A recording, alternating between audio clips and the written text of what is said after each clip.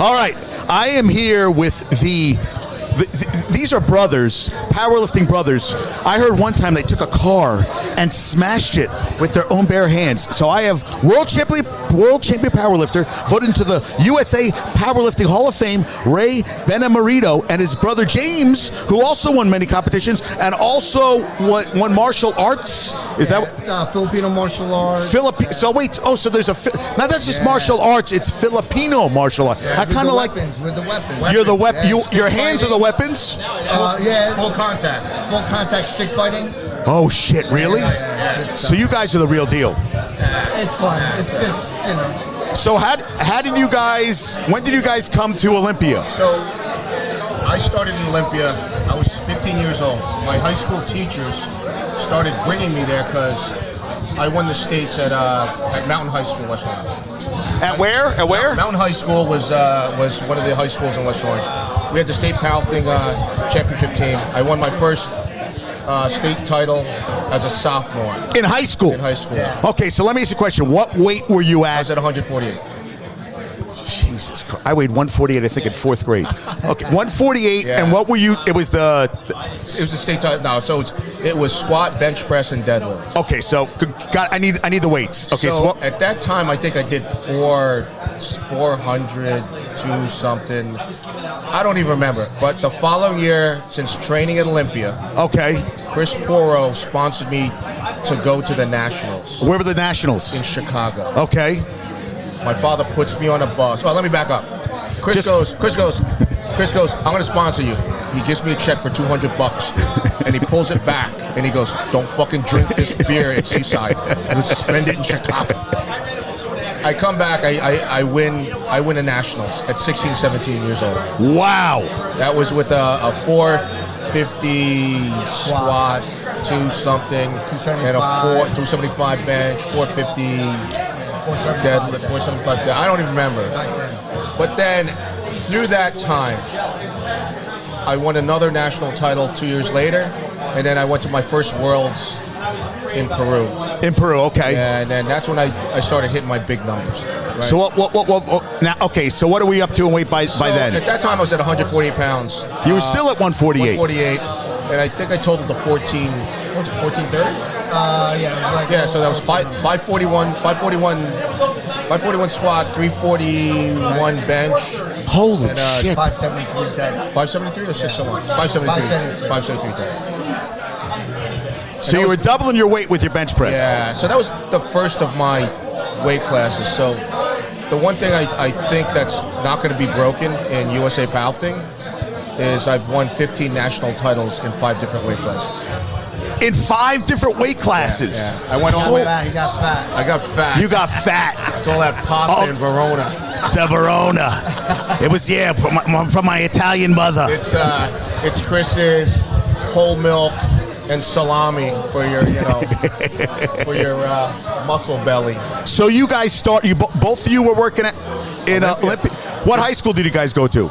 West Orange. So, and how did you find out about Olympia in the first place? Our high school teachers were training at 5 in the morning. Oh, so they found out. They're like, you got to train with the real guy. Our high school had a powerlifting team. It did. Yes. Back then there were certain high schools that had powerlifting teams, and that's how there was no gyms to go to. But let me back up for a second. How do you guys get into powerlifting in the first place? Were you guys always lifting? Were you guys always like weightlifters? I mean, were you push-ups and all that stuff? Everyone lifted, but no one was taught. Yeah. Right. Art. It was the weight room, and you either hung around in the weight room or you lifted. Okay. And our coach, the football coach, he made us lift. Yeah. So you guys I have to give Ron Miller. Ron Miller. Yep. So you guys played high school football? He did. I played 1 year. I was too small. I wrestled. You wrestled. Yeah. So what weight class? What I went all the way up from 114, 123, 129. Wow. Wrestling. Yeah.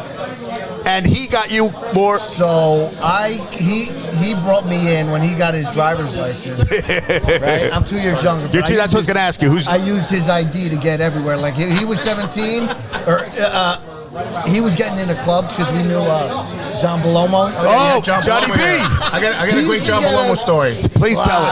Please tell you this. Okay. We used to go to New York. He used to drive us to New York City, and John Belomo, we met at Olympia. So where'd you go? He said Danceteria? Danceteria was the club he was at. We were there when Madonna was there one night. What was that like? Late 80s, early 90s. So imagine this, right? Crazy. I'm 18, he's 16. I'm 16 in the club. We pull up. John Belomo's handling the door. Yeah. Right? All these traders back then, it was like Wolf of Wall Street time. The line was nuts. We walked right in. They click and they go, yo, those fucking kids, they're kids. And they go, come here. And they started pounding them in front of us. And then they let us through. It was connection. That's how it was. You couldn't do that now. You couldn't do that now. No. Different time. Oh, the guys were yelling, these kids, and they were like, this is the line. And then the bouncers just go, come here. John was like the head bouncer. Laid some freaking meat on their faces and tossed them into the curb. Crazy, man. Yeah, you can't do that now. Yeah. No, you can't. Different time. Oh, my God. But yeah. Different time. Different time. That's why I had to come here. I was like, I got to see the guys. From Paulie to DJ to Paulie. Yeah. Paulie's still single. I said, that's why he looks so fucking good. Paulie looks like he's like it. And he's squatting now. He says, I'm squatting. Oh, yeah, he was squat back then. No, he wouldn't? No legs? He didn't squat. Nah, I don't think Maybe 135, like quarter squat. Oh, my God. So you got into it then. So he got in it. He was there training for a while. And then I joined wrestling. And he started taking me in so I could get stronger for wrestling. And then I started doing powerlifting at the same time. So you were, okay. I used to go in, we used to go train at 5 in the morning before school. Right.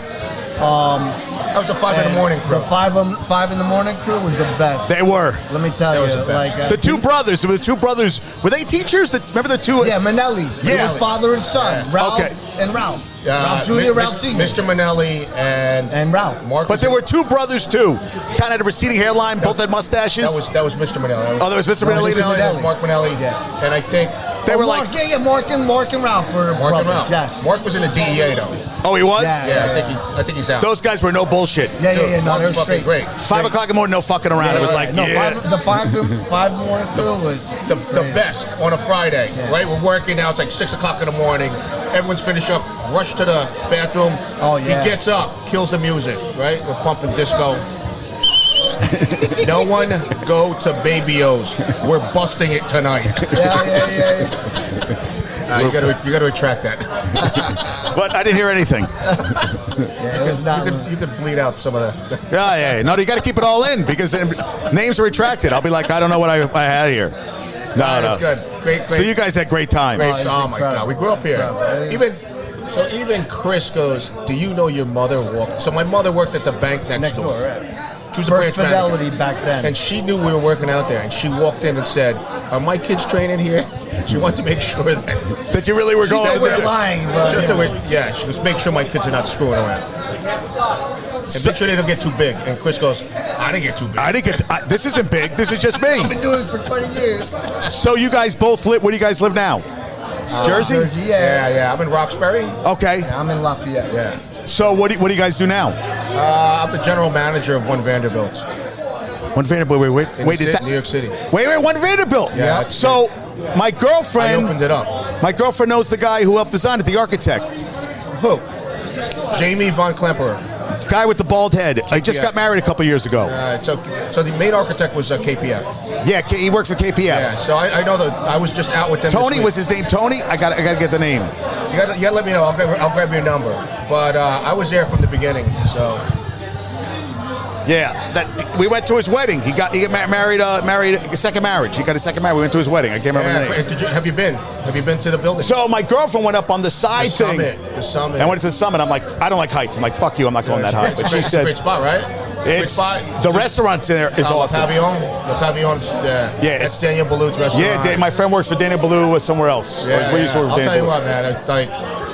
Like right up, right up New York's alley. They needed that to come out of COVID. We were the first ones. We didn't sit back. We charged through. It's a great asset. It's probably the best asset in the city. And what do you I do electrical contracting. Oh, you do? Yeah. So we're all over? Yeah, mostly in Jersey. Mostly in Jersey. Yeah. And you got what about powerlifting? And still compete in powerlifting. You still do? Yep. So started there, and when Chris sold it, we were still training there for a little bit. Went through a few owners. Okay. Then we ended up after there, we ended up in West Orange, Phase 3 Fitness. Phase I 3. remember that. I Right? heard it was quick.